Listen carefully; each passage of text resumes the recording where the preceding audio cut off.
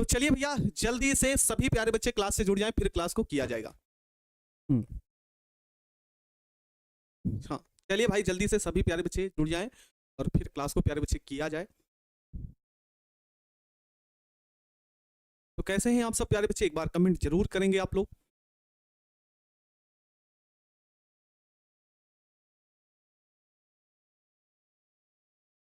आप क्लास से जुड़ जाएं।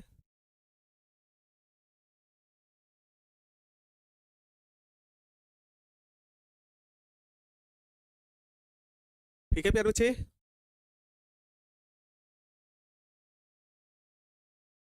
सभी प्यारे बच्चे एक बार क्लास से जुड़ जाए, फिर उसके बाद क्लास को प्यारे बच्चे शुरू किया जाएगा। तो मेरे साथ प्यारे बच्चे जुड़ चुके हैं ज्योति कुमारी, मोहम्मद वसीम, नीतीश राय, राज कमल, चंद्रशेखर, प्रिया पांडे, मोहम्मद सलमान, मोहम्मद वसीम, चांदनी, अंशु कुमारी। तो सभी प्यारे बच्चों को गुड इवनिंग है और चलिए जल्दी से क्लास से जुड़ जाओ, फिर उसके बाद क्लास शुरू किया जाए। सर क्या हुआ था सुबह, क्लास क्यों नहीं हुआ है ना, तो कुछ है ऐसी है ना, दुखद घटनाएं हो जाती हैं प्यारे बच्चे, है ना। जो एक देवराज सर हैं ना, जो सारा टेक्निकल डिपार्टमेंट का काम करते हैं, उनके पिताजी की डेथ हो गई थी। उसी के लिए थोड़ा सा चला, और बाकी लाइट का भी इशू चल रहा है इसमें। नोटिफिकेशन नहीं आया, नोटिफिकेशन दिया गया है प्यारे बच्चे। सुबह नहीं पढ़े थे तो मन नहीं लगा, नहीं प्यारे बच्चे रिवीजन किया जाता है, क्लासें ना चलें तो रिवीजन आप लोग किया जरूर करें। तो सभी प्यारे बच्चे एक बार जुड़ जाओ, फिर क्लास को प्यारे बच्चे कंटिन्यू किया जाएगा। बिल्कुल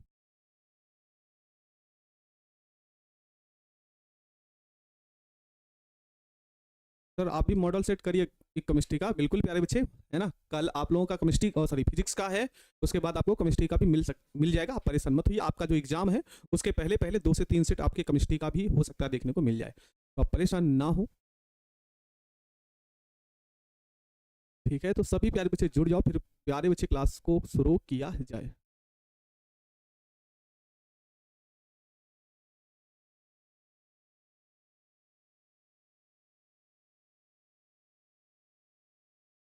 तो चले प्यारे बच्चे क्लास को शुरू किया जाए बिना देरी के। हाँ थोड़ा सा उनके साथ दिक्कत हुआ देवराज भैया के साथ, इसीलिए थोड़ा सा है ना।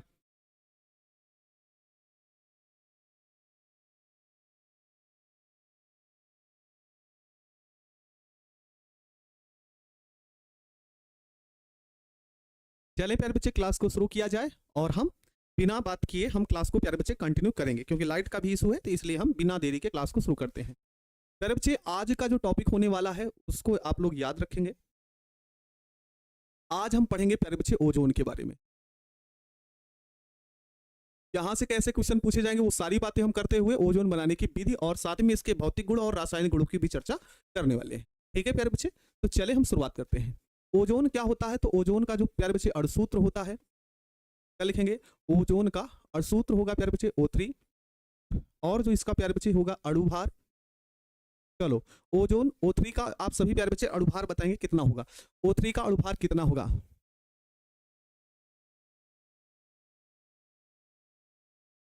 चलिए बताइए प्यारे बच्चे, है ना, O3 का अणुभार कितना होगा, सभी प्यारे बच्चे बताएंगे एक बार।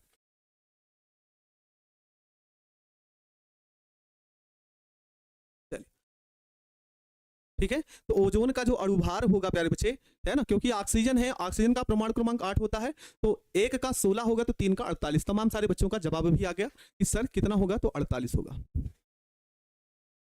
ठीक है, अब हेडिंग आप लोग लिखेंगे क्या प्यारे बच्चे, हेडिंग क्या लिखना है, इसी के आगे लिखना। ठीक है ना, ओजोन परत का कार्य क्या होता है उसी के बारे में लिखते हैं। तो प्यारे बच्चे ओजोन परत, है ना, जो ओजोन परत है, हमारा जो वायुमंडल है प्यारे बच्चे, जो वायुमंडल है उस वायुमंडल में, है ना, जो वायुमंडल है उस वायुमंडल में एक होता है ओजोन परत, है ना। ओजोन परत का कार्य क्या होता है, तो प्यारे बच्चे ओजोन परत भूपृष्ठ को, भूपृष्ठ का मतलब अपनी पृथ्वी को, भूपृष्ठ को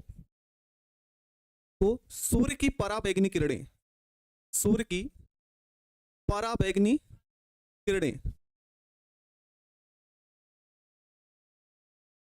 पराबैंगनी किरणें, है ना, ओजोन परत भूपृष्ठ को सूर्य की पराबैंगनी किरणों से बचाती है, पराबैंगनी किरणों से बचाती है। ये सभी प्यारे बच्चे याद रखें।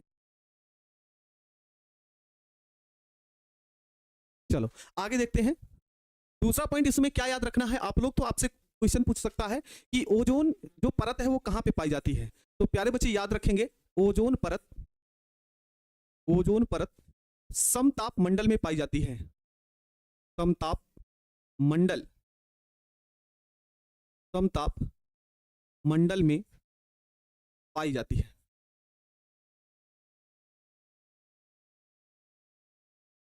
ठीक है प्यारे बच्चे, तो ओजोन परत कहाँ पे पाई जाती है? समताप मंडल में पाई जाती है। ओजोन परत का कार्य क्या होता है? तो जो ओजोन परत होती है, तो जो सूर्य से आने वाली प्रकाश की किरणें होती है, कौन सी प्रकाश की किरणें? जो पराबैंगनी किरणें होती हैं, उनसे हमको दिक्कत होती है ना, जिससे त्वचा का कैंसर, तमाम प्रकार की बीमारियां उत्पन्न होती हैं। तो ये बचाने का कार्य करती है प्यारे बच्चे। और ओजोन परत कहाँ पे पाई जाती है? तो समताप मंडल में पाई जाती है। ये आप सभी को याद रखना है। ठीक है, यहां तक अगर आपको क्लियर है तो हम अगली हेडिंग लिखेंगे प्यारे बच्चों, बनाने की विधि। ठीक है, क्या हेडिंग लिखेंगे प्यारे बच्चे? बनाने की विधि।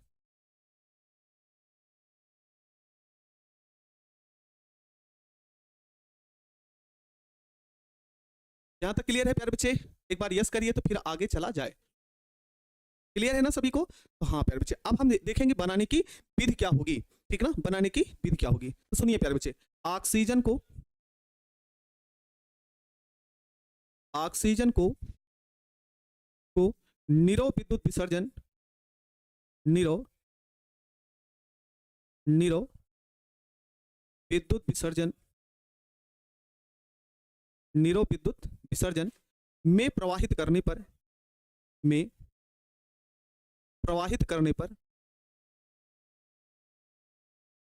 पर ओजोन गैस प्राप्त होती है। ओजोन गैस प्राप्त होती है। ठीक है प्यारे बच्चे, तो क्या प्राप्त हो जाएगी? ओजोन गैस प्राप्त हो जाती है। ठीक है, ये आपको ध्यान रखना है। अब प्यारे बच्चे इसमें आपको ये समझना है कि निरो विद्युत विसर्जन होता क्या है। ध्यान से सुनिएगा, निरो विद्युत विसर्जन क्या होता है प्यारे बच्चे? तो जैसे विद्युत विसर्जन क्या होता है, पहले ये समझो। विद्युत अपघटन आप नाम सुने होंगे ना। जैसे विद्युत अपघटन कराया जाता है तो कोई भी जो यौगिक होता है वो दो भागों में टूट जाता है, चाहे वो धनायन और ऋणायन में टूट जाता है। ठीक है, तो निरो विद्युत विसर्जन क्या होता है प्यारे बच्चे? तो निरो विद्युत विसर्जन ऐसा विसर्जन होगा कि जहां पे हम ऑक्सीजन गैस को प्रवाहित करेंगे तो ऑक्सीजन O2 के रूप में ही परिवर्तित डायरेक्ट O3 में होती है। मतलब कहने का मतलब यही है प्यारे बच्चे कि उसका विघटन नहीं होता, ऑक्सीजन किसी और अतिरिक्त में टूटती नहीं, वो संयुक्त अवस्था में होकर ही वो अगले ओजोन में, है ना, अगले ओजोन गैस में परिवर्तित हो जाती है। ये आपको ध्यान रखना है। तो प्यारे बच्चे क्या बोलेंगे हम लोग यहाँ पे? यहाँ हम लिखेंगे 3O2। यहाँ पे लिखेंगे प्यारे बच्चों निरो विद्युत विसर्जन। निरो विद्युत विसर्जन तो प्यारे बच्चे किसमें बदल जाएगा? जो 3O2 है वो 2O3 में बदल जाएगा, 2O3 में हो जाएगा प्यारे बच्चे। तो यहाँ पे क्या है? O2 को क्या बोलेंगे? ऑक्सीजन। ऑक्सीजन को क्या बोलेंगे प्यारे बच्चे? O2 को बोलेंगे ऑक्सीजन, और O3 को बोलेंगे प्यारे बच्चे ओजोन। ये हो जाएगा। ठीक है, कोई बात नहीं है प्यारे बच्चे, नोटिफिकेशन नहीं गया होगा तो कोई बात ना है, आप पढ़ाई करिए। ठीक ना, तो यहाँ पे ये 3O2 जो है, जो ऑक्सीजन है, अगर निरो विद्युत विसर्जन में प्रवाहित किया जाता है, ठीक ना, निरो विद्युत विसर्जन में प्रवाहित करते हैं तो वो ओजोन गैस में परिवर्तित हो जाता है। तो प्यारे बच्चे यहाँ पे डेल्टा H बराबर है ना प्लस 143 किलो जूल, है ना, किलो जूल प्रति मोल, किलो जूल प्रति मोल ऊर्जा प्राप्त होती है। ठीक है, अब बताओ यहां तक क्लियर है सभी प्यारे बच्चों को? ऑक्सीजन को निरो विद्युत विसर्जन में प्रवाहित करने पर वो किस में बदल जाती है? ओजोन गैस में प्राप्त हो जाती है। अच्छा 142 होगा प्यारे बच्चे, 143 नहीं, इसको सही कर लीजिए। सुनिए, प्लस 142 किलो जूल प्रति मोल। यहां तक सभी को क्लियर है? एक बार यस करिए तो फिर हम आगे चले।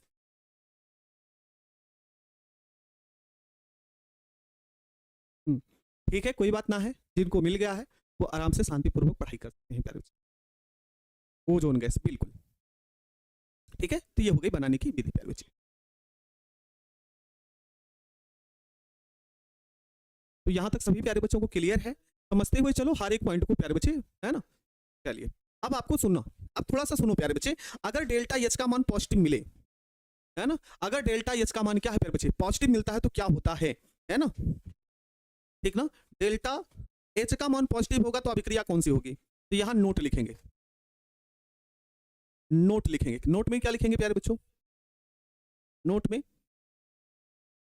है ना, ओजोन, या फिर ऐसा लिखो, उपरोक्त अभिक्रिया, उपरोक्त अभिक्रिया,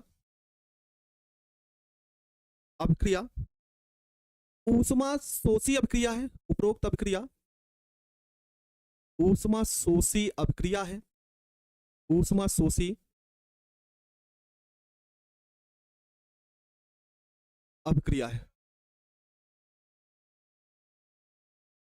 ठीक ना। कैसा होता है प्यारे बच्चे, डेल्टा एच अगर आपका पॉजिटिव है तो उस अभिक्रिया को आप बोल सकते हैं सर वो ऊष्मा शोषी अभिक्रिया है। अर्थात अब क्या होगा प्यारे बच्चे, तो अधिक मात्रा में ओजोन प्राप्त करने के लिए, अधिक मात्रा में O3 प्राप्त करने के लिए, O3 प्राप्त करने के लिए ताप, है ना, अधिक प्राप्त करने के लिए ताप को बढ़ाया जाता है, जिससे जिससे O3 की O3 की O3 की अधिक मात्रा प्राप्त होती है, अधिक मात्रा प्राप्त, O3 की अधिक मात्रा प्राप्त होती है। देखो सुनो प्यारे बच्चे, ठीक है ना। अब आपसे यहां से कैसे क्वेश्चन पूछेगा उस बात को समझो, आपसे ऐसे क्वेश्चन पूछ ले कि ओजोन गैस, ठीक ना, क्वेश्चन क्या पूछे, ओजोन गैस की अधिक मात्रा प्राप्त करने के लिए आवश्यक शर्त लिखिए। क्वेश्चन क्या पूछे, फिर से सुन लेना प्यारे बच्चे, ओजोन गैस की अधिक मात्रा प्राप्त करने के लिए आवश्यक शर्त लिखिए। क्वेश्चन समझ में आ गया प्यारे बच्चे, तो जब क्वेश्चन समझ में आ गया तो आपको यही लिखना है, तो क्या लिखेंगे, ओजोन गैस बनने की अभिक्रिया कैसी अभिक्रिया है, ऊष्मा शोषी अभिक्रिया है, ठीक है लाडले, ओजोन बनने की जो अभिक्रिया है ऊष्मा शोषी अभिक्रिया है। अतः अधिक मात्रा में ओजोन प्राप्त करने के लिए ताप को बढ़ाया जाता है, जिससे ओजोन की मात्रा अधिक प्राप्त होती है, ये आपको याद रखना है। बोलो क्लियर है, ताप को बढ़ाना होगा। पहले बताओ क्वेश्चन समझ में आया आपको जो हम बताए प्यारे बच्चे,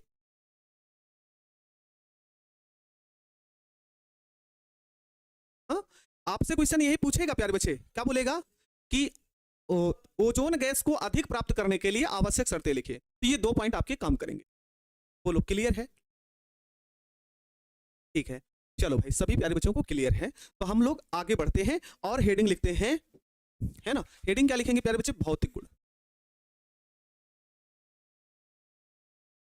फिजिकल प्रॉपर्टी, हेडिंग लिख लेंगे प्यारे बच्चे भौतिक गुण। चलो प्यारे बच्चे, अब हम भौतिक गुण के बारे में इसके हम बात करने वाले हैं, इसके बारे में प्यारे बच्चे भौतिक गुण के बारे में बात करने वाले हैं।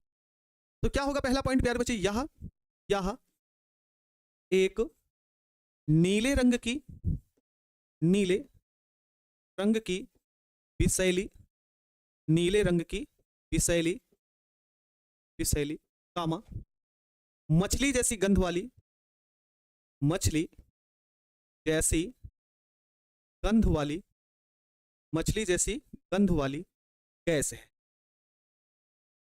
गैस, ठीक है लाडले।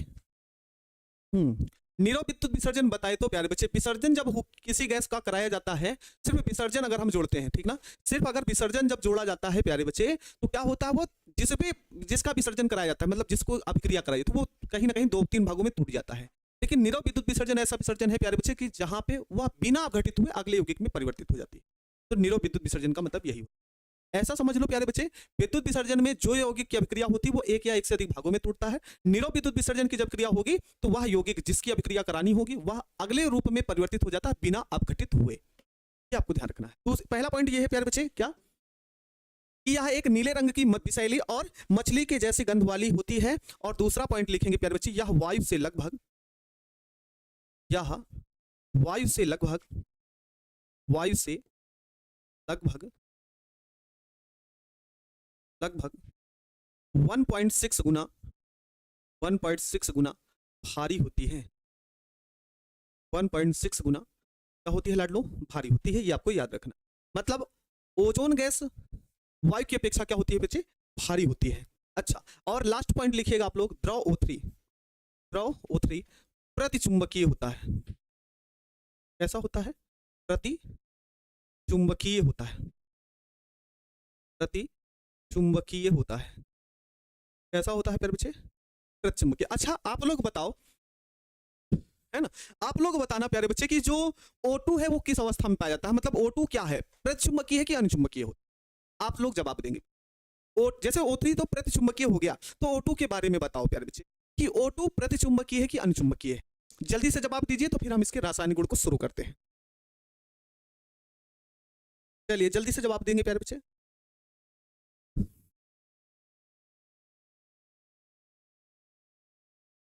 क्लियर है?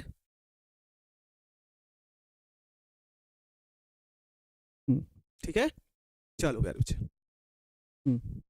ये प्रतिचुंबकीय होता है, लेकिन O2 जो होता है प्यारे बच्चे वो अनुचुंबकीय होता है। कल की क्लास में हमने आपको बताया था।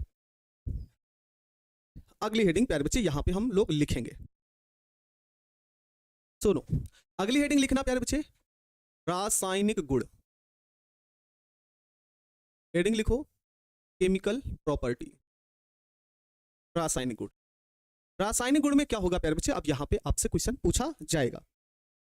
क्या लिखेंगे रासायनिक गुण में? पहले, यह आसानी से अपघटित होकर, यह लिखो सब लोग साथ में, यह आसानी से अपघटित होकर नवजात ऑक्सीजन देती है।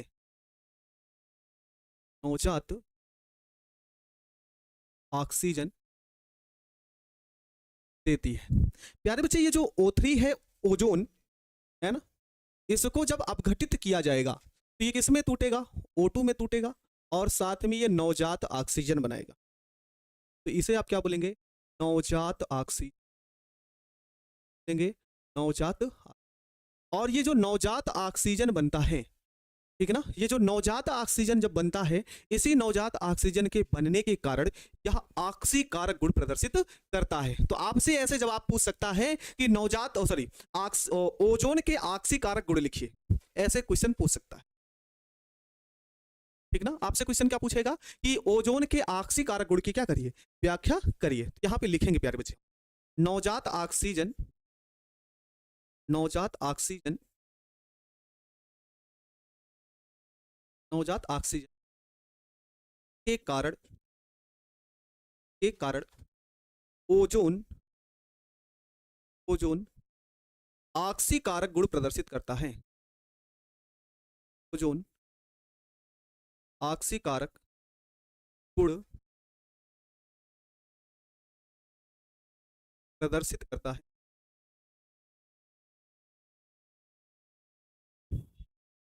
नवजात ऑक्सीजन क्या होता है प्यारे बच्चे?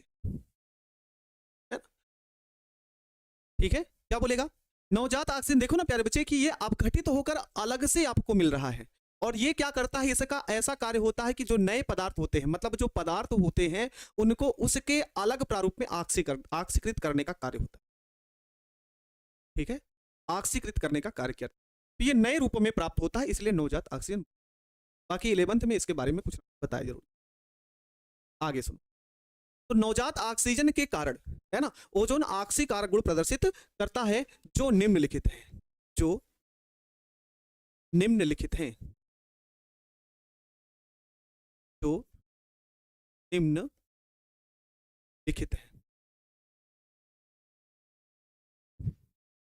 जो निम्नलिखित है प्यारे बच्चे।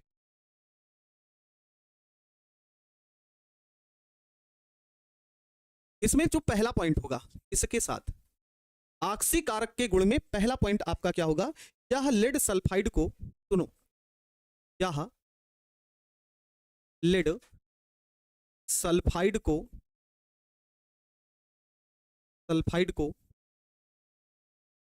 लेड सल्फेट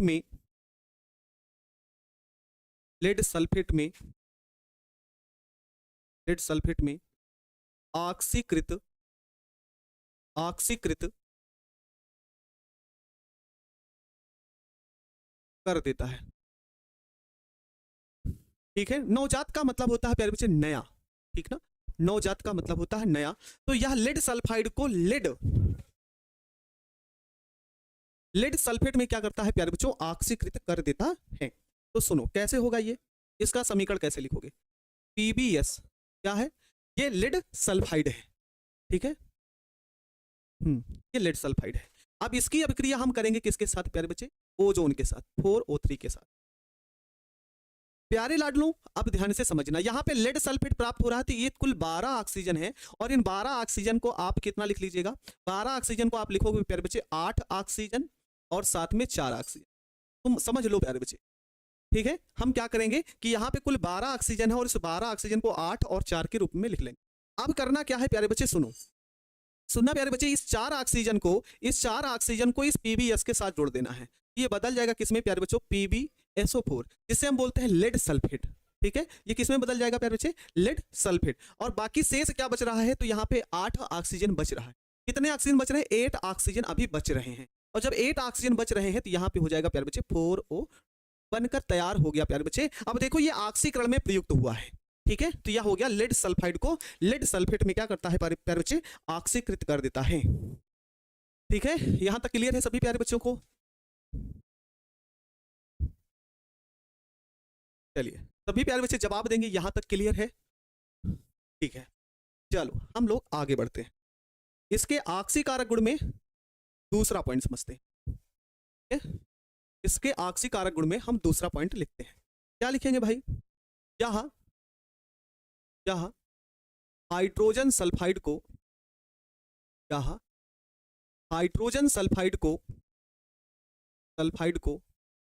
सल्फर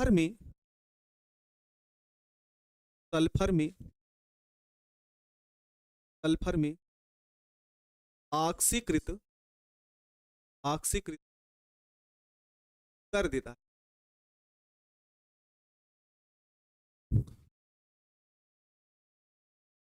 ठीक है, हाँ, क्या बोलेंगे, यह हाइड्रोजन सल्फाइड को किस में बदल देता है प्यारे बच्चे, सल्फर में ऑक्सीकृत कर देता है। तो कैसे लिखा जाएगा इसका समीकरण, सुनो भैया, हाइड्रोजन सल्फाइड का सूत्र होगा प्यारे बच्चे H2S हाइड्रोजन सल्फाइड। इसकी क्रिया किससे करोगे, तो O3 से ओजोन से करना है ना। इधर वाले यौगिक कैसे बनेंगे, देखो इसको लिखना H2 single bond S plus, यहाँ पे है प्यारे बच्चे O2, और ये किसको निकालना है, किसको किसके साथ जोड़ना है, तो प्यारे बच्चे सल्फर ये ऐसे निकल जाएगा, सल्फर को ऐसे निकाल देंगे। अब क्या बचा है, यहाँ का हाइड्रोजन और यहाँ का ऑक्सीजन, हाइड्रोजन और ऑक्सीजन मिलकर बनाएंगे प्यारे बच्चों H2O, और शेष बचा आपका क्या, ये ऐसे आपको प्राप्त हो जाए। सिर्फ सल्फर है इसलिए यहाँ पे क्या हो गया, S है तो ये हो गया सल्फर, ये आसानी से ऑक्सीकृत, यहां तक याद रखना है। ठीक है प्यारे बच्चे, हाँ, H2O प्लस SO2 नहीं प्यारे बच्चे, ठीक ना, H2O प्लस SO2 नहीं प्यारे बच्चे, यहाँ पे आपसे बोल रहा है ना हाइड्रोजन सल्फाइड को सल्फर में, तो सल्फर निकल जाएगा, H2O बनेगा और साथ में O2 बनेगा। बिल्कुल नवनीत कुमार, बिल्कुल। इसका तीसरा पॉइंट क्या होगा, ठीक है ना, ऑक्सीकारक गुण में हम तीसरा पॉइंट यहाँ पे हम लिखेंगे, यह Ki बिलियन पोटेशियम आयोडाइड। ठीक है प्यारे बच्चों, Ki को आप क्या बोलते हैं, पोटेशियम आयोडाइड, Ki, ठीक, यह Ki बिलियन को I2 आयोडीन में ऑक्सीकृत कर देता है, I2 में ऑक्सीकृत कर देता है, ऑक्सी कर देता है। सबको ऑक्सीकृत ही करेगा क्योंकि इसका कार्य ही है प्यारे बच्चों ऑक्सीकृत। ठीक है, तो यह पोटेशियम आयोडाइड को I2 अर्थात आयोडीन में क्या करेगा प्यारे बच्चे, ऑक्सीकृत कर देता है। तो इसको कैसे लिखेंगे आप सुनो, पोटेशियम आयोडाइड होता है प्यारे बच्चों Ki, और इसकी क्रिया होगी किससे प्यारे बच्चों, लेकिन यहाँ पे कह रहा है कि बिलियन है ना, तो H2O भी जोड़ देने, और यहाँ पे इसकी क्रिया O3 से करें, यहाँ पे आप लिखेंगे 2K। अब देखो प्यारे बच्चे इधर वाले भाग को लिखा कैसे जाएगा, उधर वाले भाग को लिखा कैसे जाएगा, आप ध्यान से समझो। S के पास कहाँ है, तो ये तो प्लस लगाए हैं प्यारे बच्चे, ये प्लस है। ये समझने के लिए H2 सिंगल बॉन्ड S लिख, S निकल जाएगा, H2 और O मिलकर H2O और O2 अलग हो गया, खत्म है। इसको सुनो, इसको कैसे लिखोगे, ये हो गया 2K और 2I, ठीक है। 2 बार लिख दिए हैं, क्या 2 बार लिख दिए हैं, ठीक है प्यारे बच्चे। सुनो क्या होगा, अब इस H2O को है, इधर ध्यान दो, अब इधर ध्यान दो प्यारे बच्चे, H2O है तो ये H2O तो रहेगा ही, H2O ऐसे लिख लो, और इसको लिखो O single bond O2, O single bond क्या लिख लो प्यारे बच्चे, O2 लिख लो, O सिंगल बॉन्ड क्या लिख लो, O2 लिख लो। 2 बार लिख, 2 बार लिख दी, यहाँ के आई विलियन को I2 में आकर्षित कर देता। अच्छा, आक्षेकृत कर देता। अच्छा सुनो प्यारे बच्चे, इधर ध्यान दो आप लोग, ठीक है, इधर ध्यान दो आप लोग। क्या आप करेंगे, यहाँ पे आयोडीन दिख रहा है, यहाँ पे O2 दिख रहा है, जो अणु रूप में है I2 है और O2 है, इसको निकाल लीजिए ऐसे, ये I2 हो गया और साथ में प्यारे बच्चे O2 हो गया। अच्छा बताओ बच्चे, अब क्या लिख सकते हो, अब बताओ क्या लिख सकते हो यहाँ पे, तो मेरे प्यारे बच्चे 2K और H2O और O को आप क्या लिख सकते हो, 2K H2O और O को, इन सबको मिला के क्या नहीं लिख सकते, 2KOH, बोलो 2KOH नहीं लिख सकते, बिल्कुल भानमली सिंह, बिल्कुल प्यारे बच्चे 2KOH लिख सकते, बिल्कुल एकदम राइट है प्यारे बच्चे। तो इसका भी रासायनिक गुण खत्म हो गया, 2KOH लिख, ठीक है सूर्य कुमार, उसको सही करती है प्यारे। अच्छा, अब आपके मन में ये होगा कि सर यहां से क्वेश्चन कैसे पूछेगा, तो सीधे एक प्रश्न ऑब्जेक्ट सॉरी सब्जेक्टिव के रूप में प्यारे बच्चे क्वेश्चन सीधे आपसे पूछ लेगा कि ओजोन का आक्सीकारक गुण लिखिए। क्वेश्चन समझ में आया प्यारे बच्चों, क्वेश्चन क्या बोला गया कि ओजोन के आक्सीकारक क्या लिखिए, गुण लिखिए। तो आपको 3 पॉइंट लिखवाए हैं और यही तीनों पॉइंट क्या हो गए इसके, ओजोन के आक्सीकारक गुण हो गए, ये आपको ध्यान रखना है। आप अगली हेडिंग हम लोग पढ़ेंगे प्यारे बच्चे, इसका क्या पढ़ना है, उपयोग।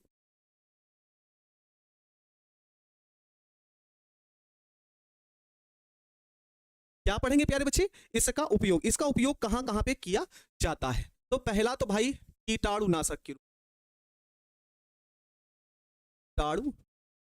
कीटाणुनाशक के रूप में। दूसरा होगा प्यारे बच्चे विरंजक, विरंजक के रूप में, विरंजक के रूप में 2 प्रकार से होगा, विरंजक के रूप में, ठीक ना। और क्या हो सकता है प्यारे बच्चे, सर हाइड्रो ऑक्साइड ना होगा, क्या चीज, ठीक हो, विरंजक के रूप में। और एक पॉइंट और लिख सकते हैं प्यारे बच्चों, वायु को शुद्ध करने में, उपयोग में, वायु को शुद्ध करने में, वायु को क्या करने पर प्यारे बच्चे, शुद्ध कर, क्या आपका क्लियर हो गया, यहां तक आप सब लिख लिए। चलो सभी प्यारे बच्चे यहां तक लिख लिए होंगे, चलें आगे बढ़े। सर विरंजक का मतलब जैसे है ना किसी पदार्थ का रंग उड़ाने के लिए, जैसे जो रंगीन वस्तुएं हैं उनके रंग का है ना, उनको अलग करना। विरंजक, रंजक का मतलब होता है रंग और बी का मतलब अलग, अर्थात रंग को उड़ाने के लिए जो रंगीन वस्तुएं होती हैं उनको रंगहीन करने, ठीक है। विरंजक का मतलब ये होता है, बी का मतलब अलग करना और रंजक का मतलब रंग, रंग को अलग करना। इसका प्रयोग जो रंगीन होते हैं उनको रंगहीन करने के लिए इसका प्रयोग किया जा सकता है। देख लिए, चलो फिर हम आगे देखते हैं, इसकी संरचना अब हमको पढ़नी है। क्या पढ़ना है प्यारे बच्चों, संरचना। तो यहां पे लिखेंगे ओजोन की संरचना,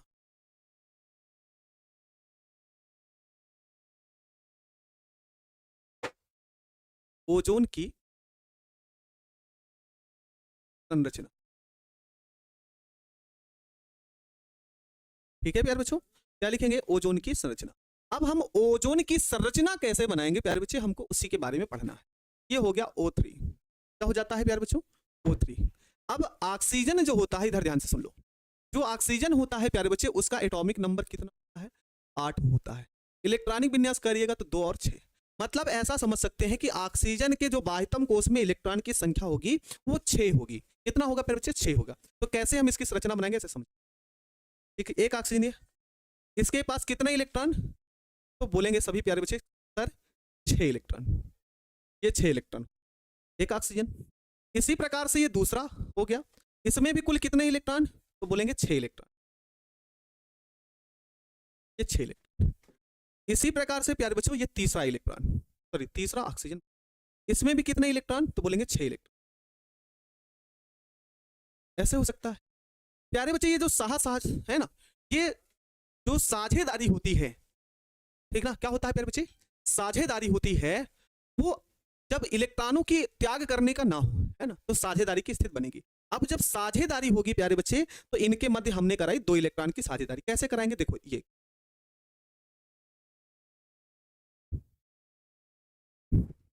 दो इलेक्ट्रॉन की हमने क्या कराई प्यारे बच्चे, साझेदारी। तो प्यारे बच्चे आप देख रहे हैं कि इसमें का भी, इस ऑक्सीजन का भी अष्टक पूर्ण हो चुका है, इस ऑक्सीजन का अष्टक पूर्ण होने का मतलब दोनों के बाह्यतम कोश में 8-8 इलेक्ट्रॉन हो चुके। क्लियर है, ये समझ में आ गया। अब क्या होता है प्यारे बच्चे, इसका तो अष्टक नहीं पूरा है, तो अब क्या होता है कि इसके पास खाली है 4 इलेक्ट्रॉन, अर्थात 2 इलेक्ट्रॉन युग्म। ठीक, अब 2 इलेक्ट्रॉन युग्म है, तो यहां पे क्या करना पड़ेगा, ये ऑक्सीजन परमाणु अपना 1 इलेक्ट्रॉन युग्म इसको दे देता है प्यारे बच्चों, इस ऑक्सीजन परमाणु। 1 इलेक्ट्रॉन युग्म का मतलब 2 इलेक्ट्रॉन इसको दे देता है, दान करता है। तो इसका भी अष्टक पूरा, इसका भी और इसका भी, तो ये हो गई ओजोन की संरचना। तो इस ओजोन की संरचना को हम ऐसे भी बना सकते हैं। कैसे बना सकते हैं प्यारे बच्चे, तो आप देख सकते हैं ऐसे भी बना सकते हैं, दिखता उसी तरीके से है, ऐसे भी बना सकते हैं, दोनों एक जैसे ही है, बस अंतर क्या है कि जो व्यवहार इसके साथ है उसको ऐसे भी करके दिखाया जा सकता।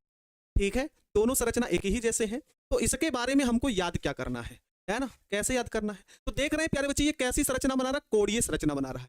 तो O3 की संरचना कैसी होती है, तो कोणीय। O3 की संरचना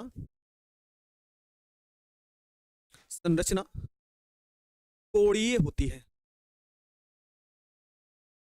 O3 की संरचना कैसी होती है प्यारे बच्चे, कोणीय होती। उसके बाद अच्छा चलो प्यारे बच्चे बताओ यहां पे संकरण कैसे होगा, संकरण बताना है आप सबको, संकरण बताओ। इस ऑक्सीजन परमाणु पर ही निकाला जाता है, संकरण निकलता है केंद्रीय परमाणु पर। ठीक है, तो इस पर संकरण कितना आएगा आपको जवाब देना है। तो हमने आपको बताया है संकरण में क्या बता रखा है, सिग्मा बंध प्लस लोन पेयर इलेक्ट्रॉन, है ना, लोन पेयर जो किसी से बंध ना बनाए हो, तो वही आपको बनाना है। तो यहाँ पे देखो ना प्यारे बच्चे, ये वाला भी सिग्मा, ये पाई, ये सिग्मा, तो 2 तो क्या मिल गए प्यारे बच्चों, सिग्मा मिल गए, 2 क्या मिल गए। तो यहाँ पे कितने लोन पेयर इलेक्ट्रॉन है, तो 1 है, कितना है प्यारे बच्चे, 1 है। तो यहाँ पे संकरित कक्षक कितना आया, 3। और आपको ये ज्ञात होना चाहिए, आपको मेरे शेर ये ज्ञात होना चाहिए कि जो अगर संकरित कक्षक की संख्या 3 आए तो संकरण कितना होना चाहिए, sp2 होना चाहिए। तो O3 में, O3 के केंद्रीय परमाणु O में, या फिर ऐसा भी लिख सकते हैं O3 के केंद्रीय परमाणु पर, केंद्रीय ऑक्सीजन परमाणु पर, केंद्रीय ऑक्सीजन, केंद्रीय ऑक्सीजन परमाणु पर sp2 संकरण होता है, sp2 संकरण होता है। कौन सा, sp2 संकरण होता है। हाँ, अनुनादी संरचना बन गया है, बिल्कुल प्यारे बच्चे। कैसी संरचना बन गई है, अनुनादी संरचना बन चुकी है।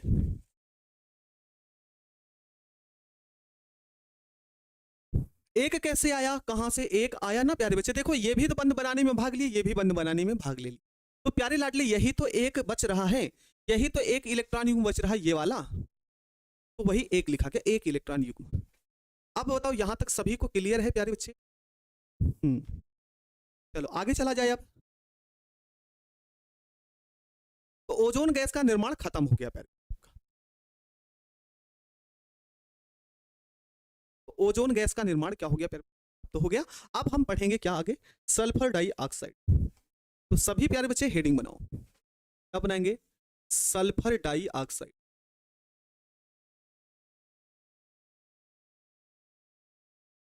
सल्फर डाइऑक्साइड, ये क्वेश्चन इंपॉर्टेंट है प्यारे बच्चे, और ये पेपर में पूछा भी गया है आपके 5 नंबर में। ठीक है, सल्फर डाइऑक्साइड का निर्माण 5 नंबर में आपके यहाँ बोर्ड परीक्षा में पूछा जा चुका है। तो हम लोग इसे बढ़िया तरीके से समझते हैं और पढ़ते हैं।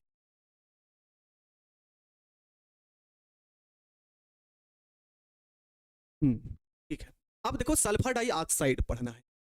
सल्फर डाइऑक्साइड का प्यारे बच्चे क्या होगा, अणुसूत्र पहले लिखोगे। ये 5 नंबर का क्वेश्चन है, हम पहले बता दे रहे हैं आप। इसके पहले वाला जो पढ़े वो भी 5 नंबर का, और ये वाला भी जो क्वेश्चन पढ़े ना ये भी 5 नंबर की ही प्रश्न है। ये क्वेश्चन तो आपकी बोर्ड परीक्षा में पूछा जा चुका है। तो अणुसूत्र इसका क्या होगा प्यारे बच्चे, तो SO2 होगा। चलिए इसी प्रकार से आप सभी प्यारे बच्चे अणुभार बता देंगे। अणुभार बता देंगे कितना होगा SO2 का अणुभार। सर पाई वाले नहीं लिख सकते क्यों? देखो प्यारे बच्चे संकरण निकालने का एक तरीका होता है। अगर आपको पाई से निकालना है तो पाई से भी निकाल सकते हो यहाँ पर। अगर सिग्मा बंध और लोन पेयर देख के निकाल सकते हो तो उससे भी निकाल सकते हो। सूर्य कुमार ठीक है लाडले, ये आपको ध्यान रखना है। चलो 32 नहीं होना चाहिए भैया। कितना होगा, सल्फर का होगा तो 16 दूना 32, एक तो हो ही जाएगा, प्लस ऑक्सीजन का 16 तो 32, और 32 और 32 कितना आएगा 64, 64 आएगा। और जिन बच्चों का 64 आ रहा है वो एकदम राइट है।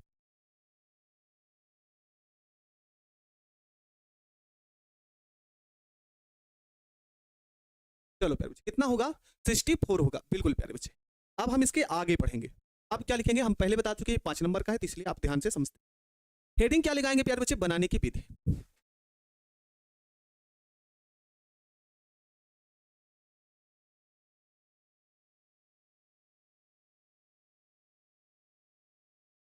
चलो हेडिंग क्या लिखेंगे, बनाने की विधि में क्या लिखेंगे भाई, देखो बनाने की विधि में लिखेंगे हम लोग क्या, सल्फर को ये पॉइंट नंबर 1 है लाडली, है ना। सल्फर को वायु में जलाने पर, सल्फर को वायु में जलाने पर, वायु में जलाने पर, सल्फर को वायु में जलाने पर SO2 गैस प्राप्त होती है। SO2 गैस प्राप्त होती है। SO2 गैस क्या होगी प्यारे बच्चों, प्राप्त होगी। SO2 जब गैस प्राप्त होगी प्यारे बच्चे तो यहां पे आप लिखेंगे S plus O2, S plus O2, और ये क्या हो जाएगा SO2। एकदम आसान है, पहला ये तो आसान है, इसमें कोई दिक्कत आपको नहीं होनी चाहिए। बोलो क्लियर है यहां तक, पहला समझ में आ गया होगा। चलो दूसरा पॉइंट देखते हैं इसका। दूसरा पॉइंट क्या होगा, दूसरा पॉइंट यहां पे लिखेंगे प्रयोगशाला विधि। प्रयोगशाला विधि, और इस प्रयोगशाला विधि में सल्फर डाइऑक्साइड का निर्माण कैसे होगा इसी के बारे में हमको पढ़ना है। तो क्या होगा प्यारे बच्चे, धातु सल्फाइड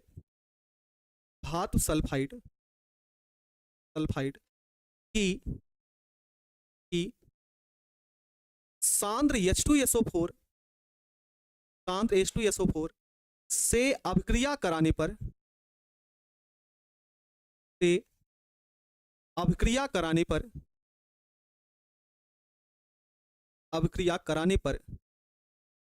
है ना, अभिक्रिया कराने पर SO2 गैस प्राप्त होती है।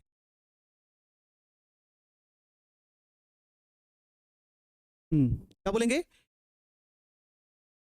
क्या बोलेंगे प्यारे बच्चे, SO2 गैस प्राप्त होती है। तो यहां पे क्या लिखा जाएगा, इसका समीकरण कैसे होगा, धातु के सल्फाइड कैसे होगा प्यारे बच्चे, तो यहां पे होगा Na2SO3, क्या होगा Na2SO3, और इसकी क्रिया आप किसी के साथ करोगे, ये करोगे H2SO4 के साथ। किसके साथ करोगे प्यारे बच्चे, H2SO4 के साथ। धातु सल्फाइड में आप सोडियम सल्फाइड ले सकते हो, पोटेशियम सल्फाइड ले सकते हो, कैल्शियम सल्फाइड, जो आपको जरूरी हो वो आप लिख सकते हो। ठीक है, जो आपको लगे कि हाँ ये जरूरी है, तो एक से हम लिखते हैं। सुनो इसको कैसे लिखोगे आप लोग, ठीक है, इसको कैसे लिखा जाएगा ये आप ध्यान से। तो प्यारे बच्चे इसको ऐसा लिखो, Na2 सिंगल बॉन्ड SO3, क्या हो गया SO3 हो गया। अच्छा एक मिनट भाई, इसको ऐसा लिखना प्यारे बच्चे, Na2 सिंगल बॉन्ड, यहां पे SO3 है तो इसको समझने के लिए ऐसा लिख लो ना, SO2 और O। क्या लिख लोगे, SO2 और O लिख लेना समझने के लिए। आगे क्या है प्यारे बच्चों, H2O है, इसको लिखो H2 single bond SO4, H2 single bond SO4। अब आप ध्यान से समझ लो भैया, H2 और O, डिब्बा बनाने का कार्य प्रारंभ हो चुका है, तो डिब्बा हम बना लेंगे। तो H2 और O मिलकर क्या बना लेंगे प्यारे बच्चों? H2O बना लेंगे। ठीक, आगे क्या बच रहा है?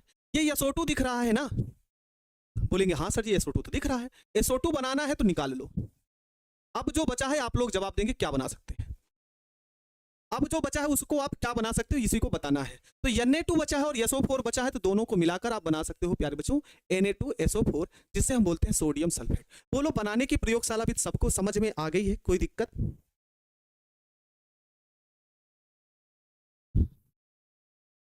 कोई दिक्कत यहां तक आप लोगों को? चलो प्यारे, Na2SO2 ना लिख करके प्यारे बच्चे Na2SO4 लिख, बिल्कुल आगे बढ़ा जाता। हेडिंग लिखेंगे आप भौतिक गुण। हेडिंग लिखेंगे प्यारे बच्चे फिजिकल प्रॉपर्टी, और ये हो गया भौतिक गुण। इस भौतिक गुण में मतलब SO2 के आधार पर है ना, SO2 को आप भौतिक गुण में क्या लिखेंगे? तो यह लिखेंगे प्यारे बच्चे, यह तीखी गंध वाली, यह तीखी गंध वाली, गंध वाली क्या है प्यारे बच्चे? गैस है। तीखी गंध वाली गैस है, गंध वाली गैस है, ये आपको ध्यान रखना है। कैसी गैस है प्यारे बच्चे? क्या तीखी गंध वाली, मतलब तीक्ष्ण गंध वाली क्या है? गैस है। चलो हम लोग आगे देखते हैं।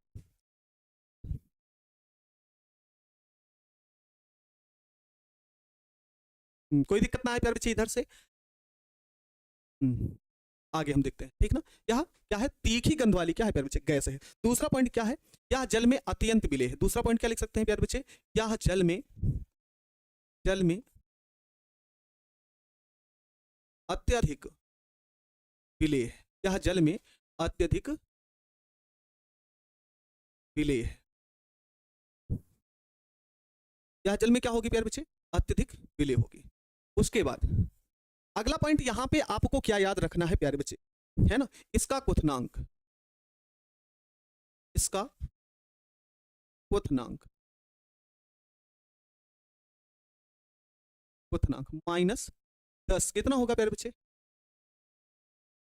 Sir Lal Bahadur sir 2Na2 भी होगा। अरे प्यारे बच्चे 2NaSO2 को आप सही रूप में लिखो, ये मूलानुपाती सूत्र है, लेकिन इसको आप आणविक सूत्र में लिखोगे तो आप लिख सकते हैं Na2SO4 लिख सकते हो प्यारे बच्चे। तो क्या होगा? इसका क्वथनांक 10 डिग्री सेल्सियस -10 डिग्री सेल्सियस होता है, ये आपको याद रखना। ये हो गया, ठीक है लाल बहादुर प्यारे बच्चे, है ना। 2NaSO2 को आप अगर लिखोगे सही तरीके से, वो मूलानुपाती सूत्र है, अणुसूत्र में लिखोगे तो Na2SO4 हो जाएगा, ठीक है। ये आपको ध्यान रखना है। अब इसके रासायनिक गुण पढ़ते हैं जल्दी से। क्या पढ़ेंगे प्यारे बच्चे?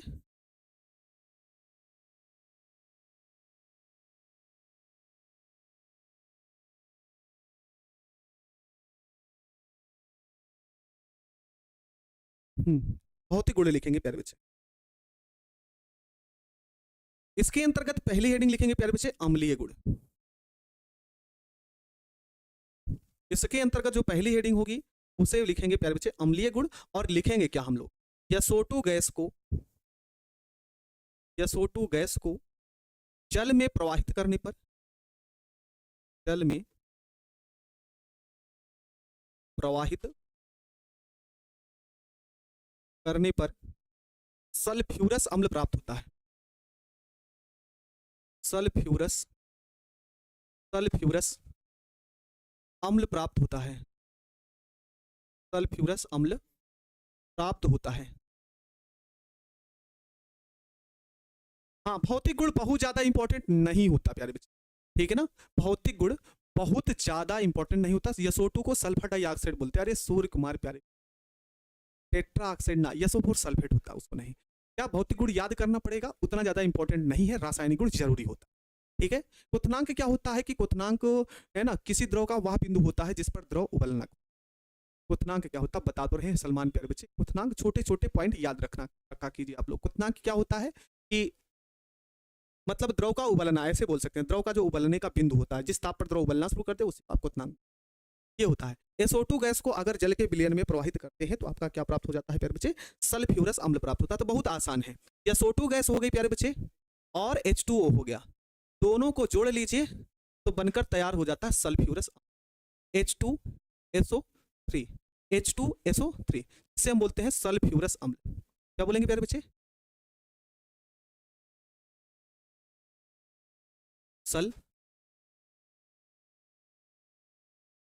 सल्फ्यूरस अम्ल।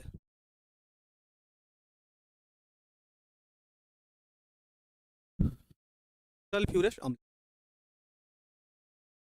नाम लिख दिए प्यारे बच्चे, सल्फ्यूरस अम्ल बनेगा। अच्छा, यहां से क्वेश्चन आपसे सब्जेक्टिव कैसे पूछा जाएगा? आपका छोटा वाला प्रश्न, जो आपका लघुत्तरीय प्रश्न है, वो कैसे पूछ सकता है? ऐसे पूछ सकता है कि SO2 गैस को जल के विलयन में, है ना, जल में प्रवाहित करने पर क्या प्राप्त होता है? तो सल्फ्यूरस अम्ल प्राप्त होता है। ये आप लोग ध्यान रखेंगे, क्योंकि ये अम्लीय गुण है प्यारे बच्चे।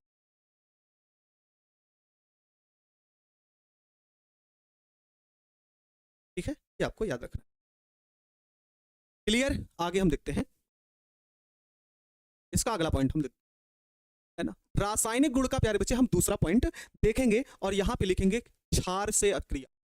क्या लिखेंगे प्यारे बच्चों? क्षार से क्रिया। अच्छा, कोई प्यारे बच्चों बता सकता है SO2 किस प्रकृति का होता है? जवाब दीजिए आप। SO2 गैस किस प्रकृति की होती है? अम्लीय की क्षारीय होती है?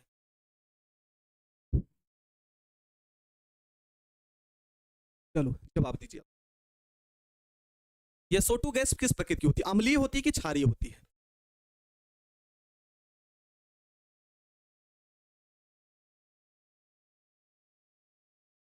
अम्लीय प्रकृति। हाँ, ये याद रखना प्यारे बच्चे, एसिड होता है। अब देख रहे हैं ना, SO2 को जल में प्रवाहित किए तो कैसा प्राप्त हुआ? अम्लीय विलयन प्राप्त हुआ। तो काहे लिए क्षारीय पे जा रहे हो? अगर SO2 क्षारीय होता तो क्षारीय विलयन प्राप्त होता ना। ये तो अम्ल बना है, सल्फ्यूरस अम्ल बना है, तो ये याद रखना, अम्लीय क्वेश्चन। सीधे क्वेश्चन टपका देगा पेपर में। SO2 का, है ना, SO2 की प्रकृति कैसी होती है? अम्लीय होती है, क्षारीय होती है, उदासीन, या इनमें से कोई नहीं? तो कैसा होता है प्यारे बच्चे? हाँ, अम्लीय होता है। तो यहाँ पे आपको किसके साथ अभिक्रिया पढ़नी है? क्षार के साथ अभिक्रिया पढ़नी है प्यारे बच्चे। तो क्या होगा?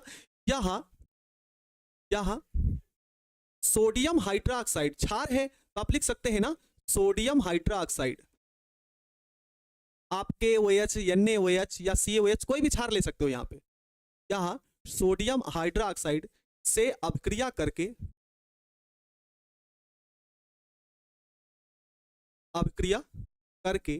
सोडियम सल्फाइड बनाते हैं। सोडियम सल्फाइड बनाते हैं। सोडियम सल्फाइड बनाते हैं तो क्या होगा? NaOH, SO2। इन दोनों की क्रिया आप लोग करते हैं। तो कैसे बनेगा प्यारे बच्चे उधर वाला यौगिक? तो मेरी तरीके से आप लोग भी याद करो। हम तो ऐसे याद करते हैं। कैसे याद करते हैं सर जी? ऐसे याद कर सकते। 2NaOH है तो समझने के लिए लिख सकते हैं Na सिंगल बॉन्ड H, और इसको लिख सकते हैं NaOH, बस। और ये हो गया S2। प्यारे बच्चे यहाँ पे आप देख रहे हैं H और OH। H और OH को मिलाकर आप क्या लिख सकते हो? H2O। H और OH को मिलाकर क्या लिख सकते हो? H2O लिख सकते। हाँ, सल्फर डाइऑक्साइड को गंधक के ऑक्साइड भी कहते हैं, बिल्कुल अमृता कुमारी प्यारी। ठीक है ना? H और OH को मिलाकर H2 लिख सकते हैं। तो शेष जो बचा है क्या लिख सकते हो? शेष जो बचा है उसको आप क्या लिख सकते हो? तो मेरे प्यारे बच्चे आप लिख सकते हो Na2SO3। क्या लिख सकते हैं? Na2SO3, जिसका नाम है प्यारे बच्चों सोडियम सल्फाइड।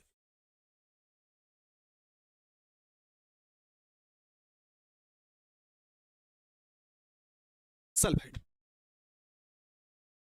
ठीक है, ये आपको ध्यान रखना है प्यारे बच्चे।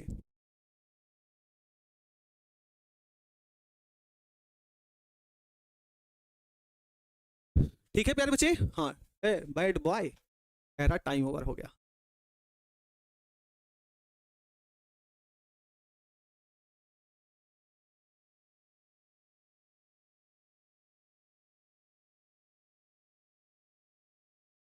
ठीक है प्यारे बच्चे। हाँ, टाइम क्या, बस 5 मिनट का और कार्य है प्यारे बच्चे। ये पूरा का पूरा टॉपिक खत्म हो जाएगा।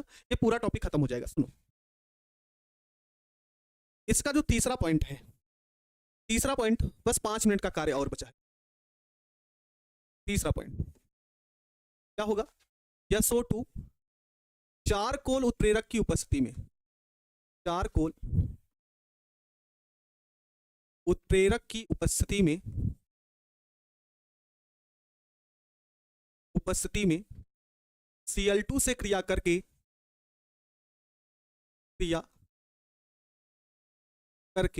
SO2 Cl2 है ना, SO2 Cl2 बनाते हैं, SO2 Cl2 बनाते हैं। ठीक ना, क्या बनाएंगे प्यारे बच्चे, SO2 Cl2 बनाते हैं। तो कैसे, ये तो बहुत आसान है। देखो प्यारे बच्चे, SO2 हो गया प्लस Cl2 हो गया, इसकी उपस्थिति में चारकोल, चारकोल कार्बन का एक अपर रूप होता है। ठीक, दोनों को जोड़ लीजिए, SO2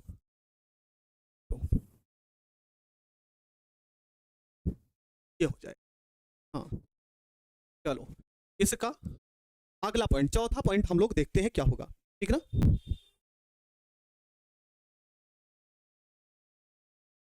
चौथा पॉइंट क्या होगा, SO2 कामा ऑक्सीजन,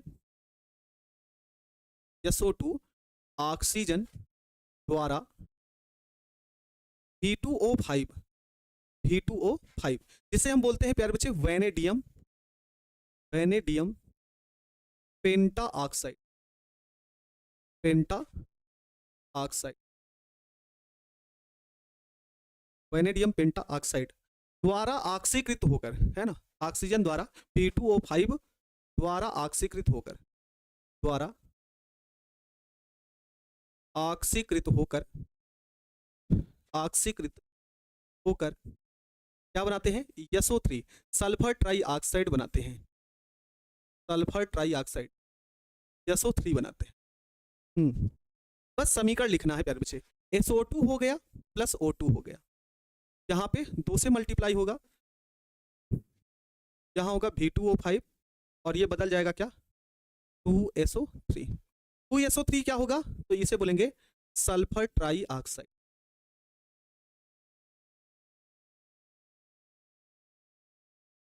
सल्फर ट्राई ऑक्साइड बन जाएगा। ठीक है, चलिए अब हम आगे देखेंगे प्यारे बच्चे।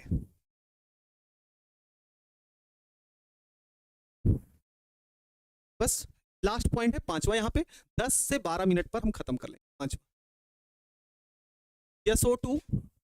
SO2 अपचायक के रूप में कार्य करता, SO2 अपचायक के रूप में कार्य करता है। SO2 किसके रूप में, SO2 किसके रूप में, अपचायक के रूप में कार्य करता है। तो इसका कार्य क्या होता है प्यारे बच्चे, यह आयरन थर्ड, है ना, आयरन थर्ड आयन को आयरन सेकेंड आयन में परिवर्तित कर देती है, परिवर्तित कर देती, ये आपको ध्यान रखना है। ठीक है, कैसे लिखे जाएंगे प्यारे बच्चे इसके समीकरण, 2FeCl3 ferric chloride plus 2H2O plus ये,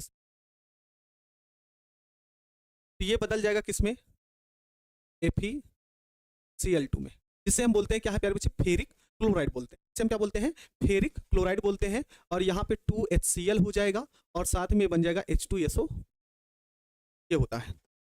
अब यहाँ पे बोला गया क्या प्यारे बच्चे कि आयरन है ना, आयरन थर्ड आयन और आयरन सेकेंड आयन, तो यहाँ पे इसकी ऑक्सीकरण संख्या, चलिए बताइए, है ना, सभी प्यारे बच्चे जवाब दीजिए कि सर FeCl3 में Fe की ऑक्सीकरण संख्या कितनी होगी, और यहाँ पे बनाएंगे FeCl2 में Fe की ऑक्सीकरण संख्या, दोनों में आयरन की ऑक्सीकरण संख्या निकालनी है। अगर ये जवाब दे दिए तो समझ लीजिए क्लियर है प्यारे बच्चे, है ना। तो यहाँ पे Cl की ऑक्सीकरण संख्या -1, तो यहाँ पे इसकी ऑक्सीकरण संख्या +3 होती है, और यहाँ पे क्या होती है प्यारे बच्चे, +2 होती है। ठीक है, ये आपका हो जाता है। तो यही होता है, यहाँ पे +3 और यहाँ पे +2। जो ऑक्सीकरण संख्या होती है प्यारे बच्चे वो आयन के रूप में होती है, जो ऑक्सीकरण संख्या आयनों को ही प्रदर्शित करती है, कितना आयन उपस्थित है। ठीक है, तो यह +3 और +2 यही बोला गया, यह आयरन थर्ड आयन को आयरन सेकेंड आयन में परिवर्तित कर देता है। ठीक है, ये आपको ध्यान रखना है प्यारे बच्चे। अगली हेडिंग उपयोग, ये 5 नंबर का क्वेश्चन है, आप सोच लीजिए, ठीक ना, इतना तो लिखना ही पड़ेगा प्यारे बच्चे। उपयोग, SO2 का क्या उपयोग है ना, SO2 का उपयोग क्या है? ऊन एवं रेशम, ऊन एवं रेशम के विरंजन में, अर्थात जो ऊन होता है या रेशम होता है उनके कलर उड़ाने में प्रयोग किया जाता है। और कहाँ किया जाता है? तो शर्करा व पेट्रोलियम उद्योग में, शर्करा व पेट्रोलियम उद्योग में, सोडियम व पेट्रोलियम, सोडियम व पेट्रोलियम उद्योग में। अच्छा, तीसरा उद्योग क्या है भाई? Na2S है, सोडियम सल्फाइड का उपयोग लुगदी व कागज उद्योग में। अच्छा अच्छा ठीक है, लास्ट पॉइंट आप लिख लीजिएगा, विलायक के रूप,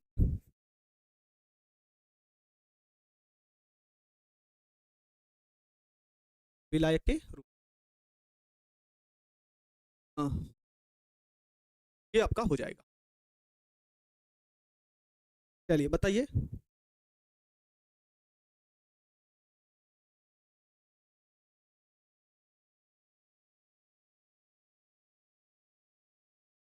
ये खत्म हो गया, आज के 2 टॉपिक खत्म हुए प्यारे बच्चे, और कल ये चैप्टर खत्म हो जाएगा, मतलब वर्ग 16 भी खत्म होगा, 17 और 18 बचा रहेगा, उसको भी 2 दिन में खत्म कर लेंगे, ठीक ना। ओजोन भी पढ़ लिया हमने, और सल्फर डाइऑक्साइड। हाँ बस 1 मिनट हम आपको क्वेश्चन देते, 12 तक कहे थे, बस प्यारे बच्चे क्वेश्चन ले लीजिए, फिर उसके बाद जा सकते हैं आप लोग। चलो, पहला प्रश्न, क्वथनांक में उन्नयन से आप क्या समझते? क्वथनांक में उन्नयन से आप क्या समझते हैं? से आप क्या समझते, क्या समझते? पहला क्वेश्चन बिलियन से है, इस पार्ट से है, बिलियन से समझ। इसके बाद दूसरा, इसका जो दूसरा क्वेश्चन होगा प्यारे बच्चे,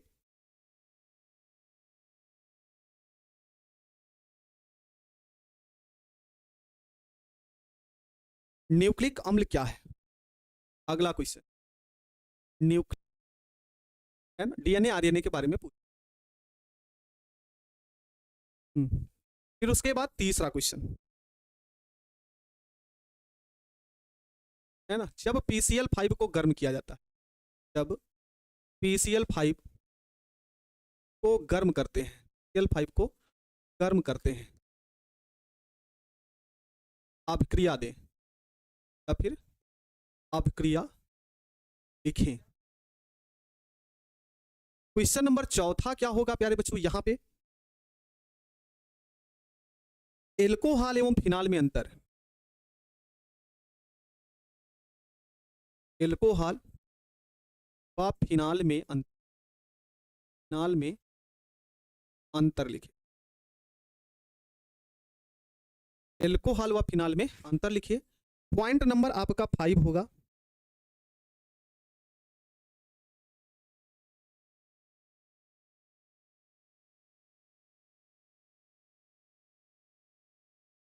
HCOOH व CH3COOH में अंतर लिखिए, में अंतर।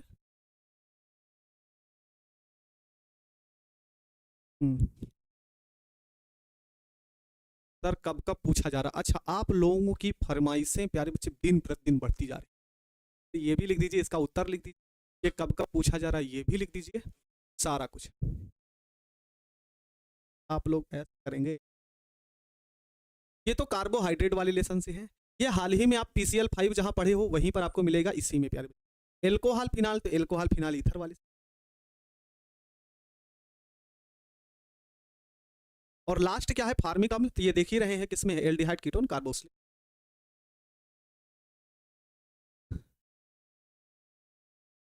ठीक है, चलो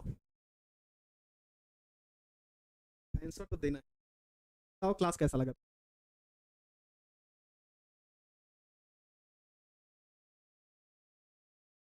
क्लास कैसा? चलिए भाई, मिलते हैं कल नई क्लास में, तब कल ये लेसन खत्म, तब जो वर्ग 16 हम पढ़ रहे थे ये खत्म होकर वर्ग 17 पर भी हम पहुंच जाएंगे। तो मेरे सभी प्यारे बच्चे इस बात को ध्यान रखेंगे, 2 क्वेश्चन आपको दिया जा रहा है वो आपके लिए बहुत ही महत्वपूर्ण प्रश्न है, इसलिए आप लोग एकदम और मन लगा ठीक ना। तो मिलते हैं कल नई क्लास में, तब तक के लिए मेरे सभी प्यारे बच्चों को जय हिंद, वंदे मातरम।